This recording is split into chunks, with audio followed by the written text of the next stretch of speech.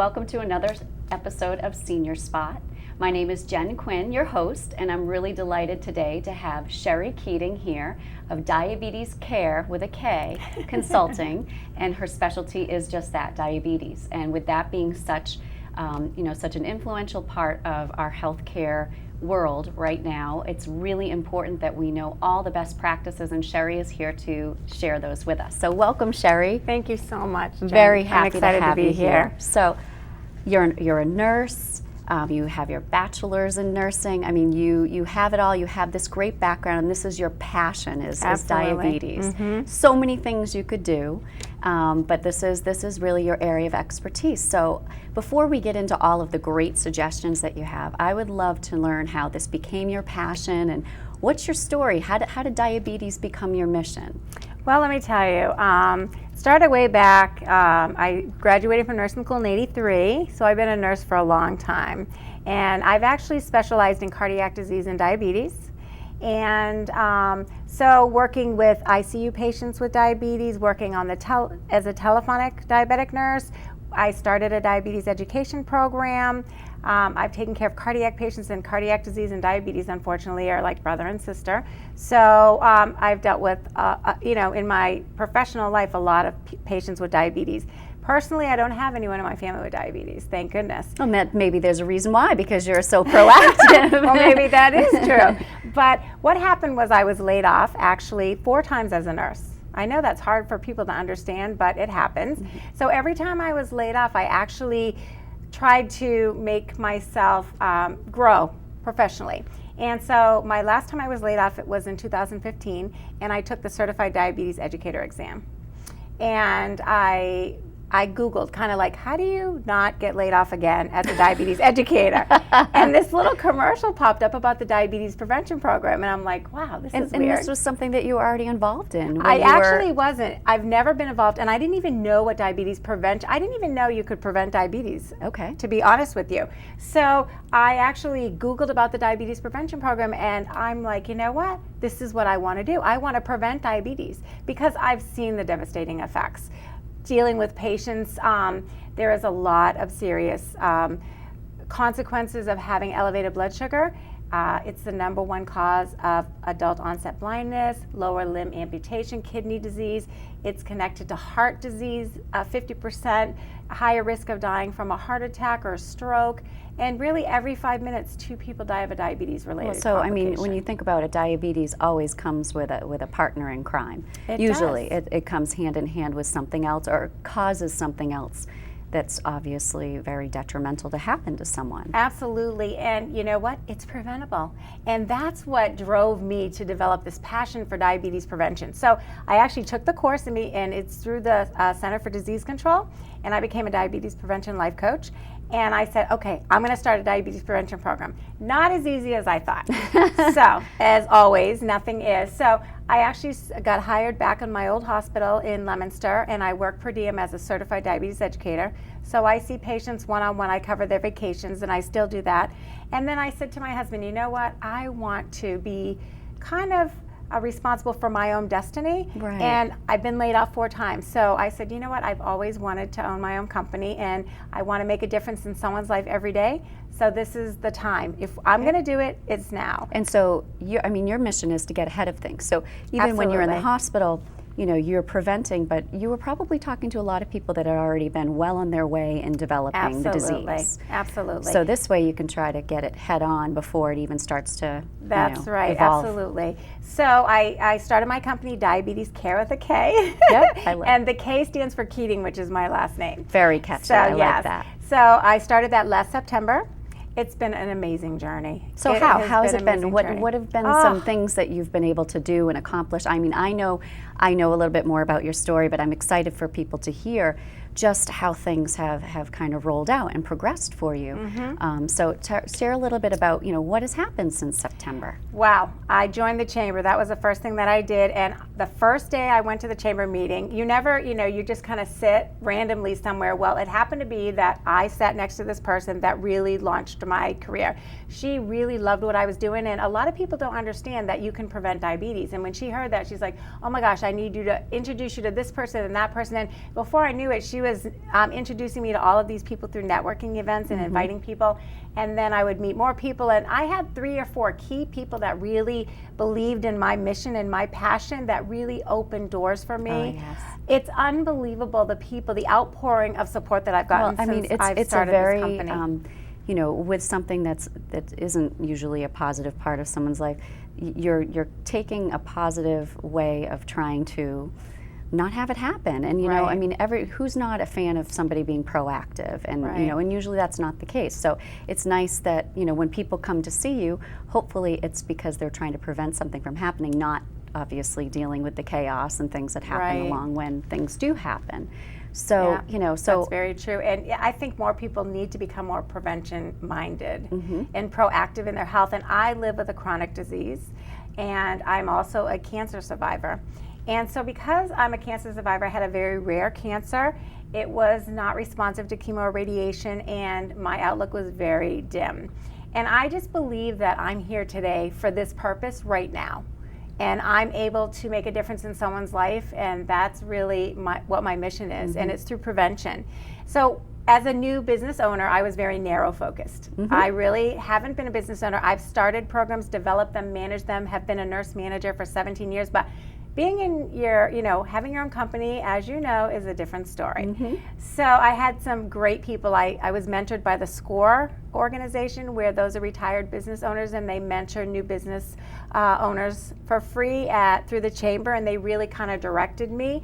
And then I had all of these supportive people that I met through networking events that just really taught me, and I have a long ways to go, but I'm on the road. But I mean, the whole idea is education, education, and I mean that is your mission, is to get the word out there, and to be able to say, you know what, there are different ways, you know, to be able to kind of to try to slow this epidemic, which I would really love for you to share a little bit about that and what the statistics look like, because, you know, people say, oh yeah, I know somebody with diabetes, but share with our audience exactly what, you know, the grim sort of overview is right now. Grim, unfortunately. There are 29.1 million people that have diabetes in the U.S. But what's even more troubling is there's 86 million more that have prediabetes, and 90% have no idea that they even have it. And what they're estimating is that 1 in 3 will have type 2 diabetes in their lifetime. And what even scares me more than that is that over 5,000, it's like 5,034 kids under 20 now are developing type 2 diabetes. So in my career, type 2 diabetes was a disease of the older generation. But now, because of lifestyle habits, now it's affecting kids. And that's very scary to So me. can you speak a little bit more about the lifestyle habits, which then inevitably leads to how you can prevent it? So what are some of the lifestyle habits that have contributed to this rise and, you know, this earlier onset? Well, insulin resistance is what prediabetes is. And what that means is that you make insulin in your pancreas. There's cells called beta cells that you are actually making insulin. But what happens when you become insulin resistant, and the 2 key things that cause insulin resistance is excess weight around your waist and inactivity. And when which usually go hand in hand. I mean, if if you're inactive, and if you look at our country today, we have an obesity problem. So that's where we're at right now. And that's why we have this trickling down into our youth. And so if we can decrease our weight, and the Diabetes Prevention Program is a proven scientific evidence-based program that says that if you can lose 7% of your body weight through healthy eating and exercising 30 minutes 5 times a week, you can decrease insulin resistance and prevent type 2 diabetes by 58 to 71%. I want you to repeat that for us, because that's like a prescription, in my opinion. Absolutely. So you said you can reduce it by 50% by doing exactly what? So what you want to do is you want to eat healthy, and you want to really watch your fat intake. Low, you know, get rid of the added sugars, eat your whole grain. So my plate is really, I talk a lot and teach classes on my plate because it's a balanced way of eating. So what my plate is, it's a 9-inch plate. You cut it in half, you have fruits and vegetables on one side. The other side, down in the quarter, you have a lean protein. So you want less of the beef and you want more chicken and turkey without the skin, fish. Then you've got a whole grain. A whole grain is all of the parts of the bran. So it has fiber, and fiber helps lower your blood sugar, and it helps with cholesterol and keeps your GI tract regulated. And then you want a low-fat dairy. If you can eat like that, balanced meals, then you can lose 7% of your body weight. You add 5 days a week of 30 minutes of exercise. So that's the second component. That's the second component. So healthy eating is one, and then the physical activity is one. And it's cardiovascular exercise. So it's not like you have to go run a marathon. You don't have to buy equipment. I tell my patients, God gave you 2 legs, just use them. Right. You know, and so you can literally just walk. And you know, I think a lot of people will say that there's a time constraint around 30 minutes, but speak to that it can be broken up, because that's important for people to know. The good news is the studies show that even 10 minutes, 3 times a day at a moderate pace will give you the same health benefits. Yeah. I mean, sometimes it means taking the stairs. Sometimes it means parking a little further and not worrying about getting the closest space. Well, that space. is not going to, well. Or is it that, or is it actually a brisk raising your heart rate? It's not brisk, it's moderate. Okay. And it's raising your heart rate. So those would be added bonuses. Taking, that's just a good thing to do in general. That's a good thing to do in general. And what they're now recommending is a movement break every 90 minutes. So if you're sitting for more than 90 minutes, you need to get up and move your body for about 5 minutes. Sure. And if you're already diabetic, they're actually saying 30 minutes. Every 30 minutes, you should be up and walking. Wow. And can you speak to why and what the benefit of that is? I mean, everybody knows that exercise is good, but why in particular related to diabetes? So this is what it is. You eat a meal, okay? And when you eat a meal, you create sugar. And then as that process is digesting, it signals to the beta cells in the pancreas to make insulin, to increase the amount of insulin. And then the insulin and the sugar will go through the bloodstream. And the key is that insulin is the key. So pretend you're leaving here, you're going home, your house is locked. You put your key in, you turn it, the door opens, right? Well, think of the cell having a door. And the insulin is the key. So you put the insulin into the door and you turn it, but guess what? You're insulin resistant. So it's not opening the door. So the sugar is not going into the door like it's supposed to, in other words, the cell. So what happens is it floats around in your bloodstream, and that's why people have eye disease, kidney disease, nerve disease, heart problems, stroke. It's that not the inability of the insulin to actually get the sugar where it's supposed to go in the cell. So it's floating around, it lands somewhere else and in your bloodstream, and that causes the complications of diabetes. Now the excess weight around the middle causes the inflammation that causes the inflammation in the arteries, increases the risk of heart disease and stroke. And vascular problems. So if we could decrease insulin resistance by even losing 7% of your body weight. So I tell my patients, if you're 200 pounds, that's 14 pounds. And we all should actually be eating this way. Now, what if somebody is already eating well and somebody already is within a good, healthy weight? I mean, that's not somebody that you would say, you know what, go ahead and lose, 7% of your body weight. No, if you're not really overweight. Speaking to people that are overweight, that have that body type, that that really needs to address it. So let me tell you about the risk factors for diabetes. Men have a higher risk. I'm sorry, men, but you have a higher risk. And then people over 45. And then if you have a family history, your primary relatives, so that's your mother, father, sister, brother, not your Aunt Susie or your Uncle Joe. If you're overweight, especially if they call it central adiposity or belly fat. I don't like that term, but people understand that. So it's that excess weight around the middle. It causes your liver to become fatty. It causes the insulin resistance. It causes the inflammation in your artery. The other risk factors, if you had diabetes in pregnancy, the hormones at about 24 weeks can cause you to develop diabetes in pregnancy. And how does it affect the baby? Absolutely. They are at a higher risk when they age as well, even into the teenage years of having type 2 diabetes. Interesting. So yes, so if you have gestational diabetes, then you really definitely need to be screened. Certain ethnic groups are at a higher risk. If you have high blood pressure, over 140 over 90, or you have it under control but you're in treatment for it, you're at risk. If you have a good low cholesterol, the good cholesterol, that's called the HDL. And the way I explain it to my patients is the liver makes cholesterol, and we also get it from the food that we eat. So that high saturated foods that we eat, processed foods, that's going to elevate our bad cholesterol, which is called our LDL. And that goes to our arteries, narrows them and blocks them, and increases our risk of heart disease and stroke. But in our liver, we produce good cholesterol called HDL. And that will go to the arteries and remove the bad. But if you don't have good cholesterol, a high enough amount, it's not gonna counterbalance what it needs to do. Right, and the other thing is it's going to increase your risk of diabetes. Interesting. And if you have high triglycerides, it will also increase your risk of diabetes. And there's a condition called, it's a medical term, Ptosis Nigricans. And what that is if it's a dark velvety rash around the neck and under the armpits, and that is a sign of insulin resistance. So a doctor you can go in the office, and if you have this like dark velvety rash, they know right away that you have insulin resistance. Interesting. And they're finding that untreated sleep apnea is now a risk for diabetes. So if your spouse or your loved one or someone tells you that you're snoring like you have sleep apnea or you're stopping to breathe, you really need to go and get that treated, because that does increase your risk of diabetes. Interesting. Now, so I mean, you are just a wealth of information and knowledge in terms of this area of your expertise. So how are you getting the word out there besides being on the show? What are the different ways that people could benefit from from the information and learn from you? What are some ways you're kind of getting your passion and your word out there? Well, I offer group classes.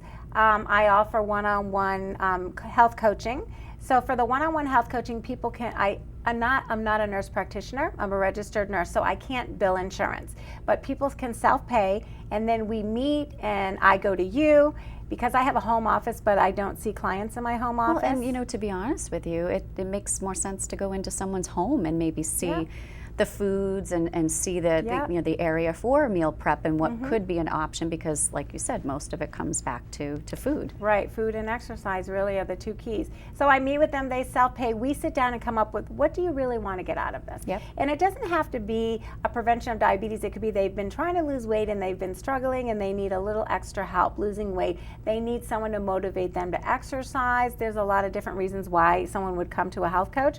So, they can call me, they can go on my website, and they can contact me through my website, Diabetes Kare with a K Consulting.com. We'll make sure to put that up so that the people can see that. And then, and then we decide. I don't say, okay, you need to see me for 4 weeks or 4 months. We decide what they feel they need, and then whatever time frame that they need, we try to meet their goals. Well, and it's interesting because your whole take is being preventative. So I would imagine that some people that do have it in their family and they know that there's a possible risk, makes sense for them to not, I know that you also see people that already have diabetes as well. Their diabetes, so it's never too late to try to reach out and get the information to, you're always going to have it is my understanding. But you can control it, and you really can live a healthy, happy life with diabetes, and people really need to understand that. But the best option is to prevent diabetes. Right. And you can, and this is proven, this is lifestyle, this is a proven scientific through the Diabetes Prevention Program, and so it's simple lifestyle changes. Well, and it doesn't seem like it's incredibly complicated or complex. It isn't. But it's just a matter of somebody with the right information, with the expertise, actually walking you through and telling you what the steps are. And really, it's a part of just good, healthy living. Absolutely. And it'll impact and it will help other potential conditions to either keep them at bay or maybe never even come about. So I mean, it just sounds like it's a smart thing to do anyways. It really but certainly is. With the benefit of being able to hopefully avoid something as serious as diabetes. And 58 to 71%, that's a big bang for your buck when you think you only need to lose 7% of your body weight. Eat healthy like you should be doing anyways, and then do some exercise in 10-minute increments 3 times a day. I mean, it really is very achievable. Yes. So I really hope people really understand that message.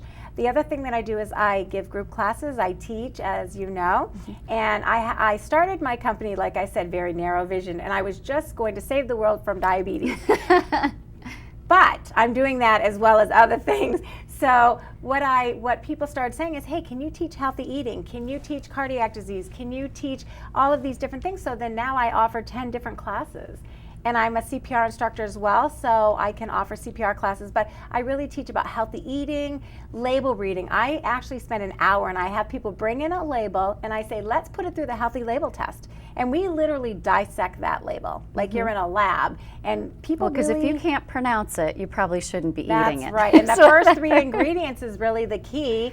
And so a lot of things that people don't understand about the serving size and, you know, the saturated fat and all that, we really dissect that. And then we also talk about my plate in detail. How many cups of fruits and vegetables are you supposed to have a day? How many ounces of whole grains are you supposed to have? Are you supposed to have fish? So we really go into that. So that's either a separate class or I do a 2-part class for that. I also teach pre-diabetes, and I actually offer the screening tool. And what's, you know what's that? What's the screening tool? Is that something? Yes, people need to take the screening test. People need to take the screening test. Do I have prediabetes.org? You can go on that website and you can take 1 minute and you can actually take the diabetes screening test. Do I have diabetes? Do I have pre-diabetes? Excuse me. Yes. Do I have prediabetes.org? Okay. And it's from the American Diabetes Association. It's simple. It's a questionnaire. There's 7 questions. You give yourself a number. If you add it up and you're 5 or more, there's a very high likelihood that you already have prediabetes. So if you like a lot of things like Swedish fish and frosting and things like that, Well, like I do, probably not a good thing. No, it's the fat. Ah. It's the saturated and the So trans this is what I fats. wanted to bring up, because we talked about this in the past. It's not necessarily the amount of sugar. And that's why everyone says, oh, I have diabetes because I have a sweet tooth. It's really about the way your body uses insulin. Do you know that it takes sometimes 10 to 20 years to develop diabetes? Sure, because it's just working its way through your system and building up Right. over time, I would imagine. And the body is an amazing machine. It compensates. So it's trying to be rid of it. it's trying to increase the amount of insulin because it's resistant to insulin. So it thinks, okay, if I produce more insulin, then that sugar is going to go where it's supposed to go. But what's happening is you're burning out those insulin-making cells. So by the time you're diagnosed with diabetes, you have complications a lot of times. And the other thing is that you've already burned out 80% of those insulin-making cells. So we want to preserve what cells you have left by controlling your blood sugar. Right. And I teach a class actually for CUs, for social workers and RNs.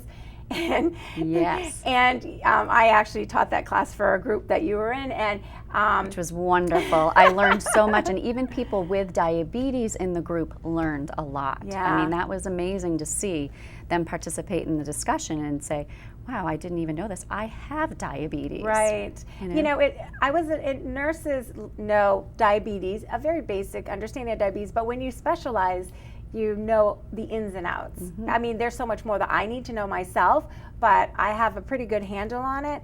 But that class for CEUs, for social workers, and for RNs, it's about how the aging process actually affects blood sugar control, because the aging population, if they have diabetes, their symptoms are very different. They may have some cognitive impairment, and Okay. they may not be able to manage their diabetes so that they're lowering their blood sugar effectively. So it's a very delicate balance for the older adult, because you don't want to have too low of a blood sugar.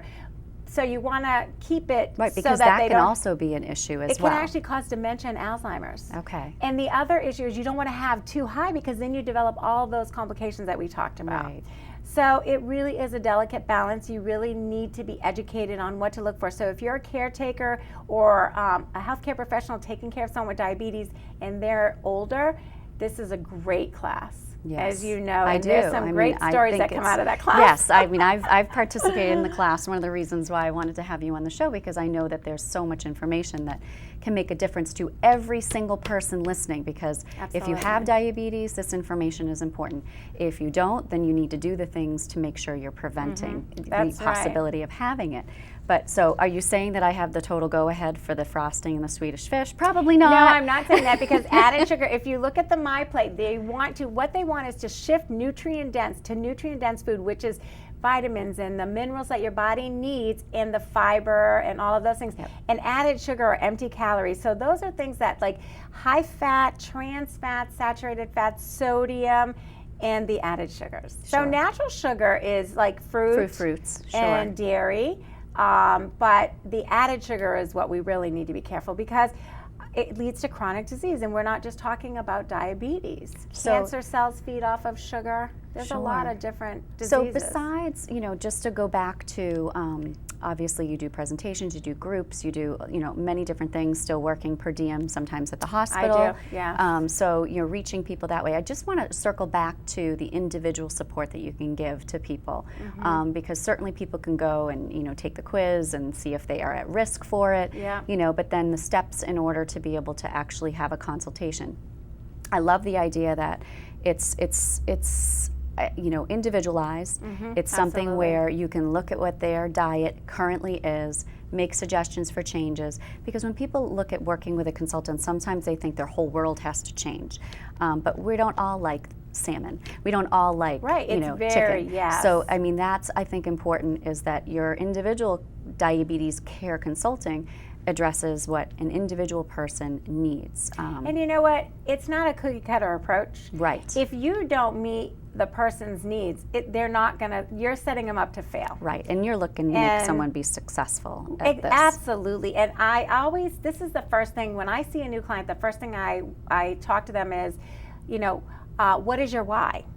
And that's a very powerful thing, because if you don't know why you're doing this, you're not going to stick to it when the going gets tough. Yep. When I had cancer and the going got really tough, I had to figure out why I wanted to go through all of this, because it was horrible. And so I had a new granddaughter at the time. I had 2 beautiful kids. I had a family. I had a job that I loved. I had a why. And I find that a lot of people don't have a why. They're doing it for other reasons. Maybe somebody told them they have to do it. Their doctor said this. Their spouse is forcing, whatever it may be. You have to do it for yourself, because you need to be successful. It's very difficult to have a why when there isn't already a problem existing. And that's what we need people to be more open to, is the preventative piece of it. People will reach out when there is a problem. Right. So really the why should be, why? Because I want to take good care of myself in general. And certainly it has other implications as well. So it's well, on that note, important. I can tell you, I was healthy before I had cancer. But that one call changed my life, and what I had to go through, I would never have been able to tolerate had I not been healthy before.